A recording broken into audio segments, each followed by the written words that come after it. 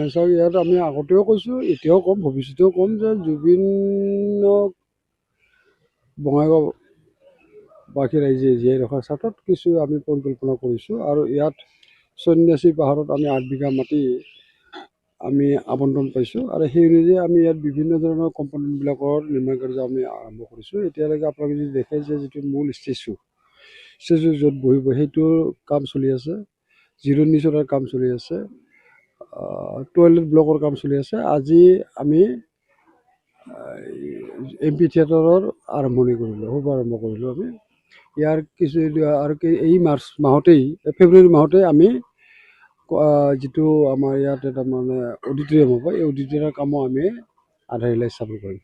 গতিকে ইয়াতে তাৰমানে এতিয়া বৰ্তমান 5টা প্ৰকল্পৰ কাম আৰম্ভ হ'ব। ইয়াৰ উপৰিও আমাৰ কিছু পৰিকল্পনা আছে, আমাৰ কিছু চিন্তা চৰ্চা আছে। আমাৰ এই পৰিকল্পনা আজি আপোনালোকক আমি ক'ব বিচৰা নাই, কিন্তু আমি বিভিন্ন ধৰণে আমি ইয়াত পৰিকল্পনা কৰিছোঁ আৰু এই পৰিকল্পনাসমূহ আমি যথাযথভাৱে তাৰমানে ৰূপায়ণ কৰাৰ কাৰণে প্ৰচেষ্টা আমি হাতত লৈছোঁ।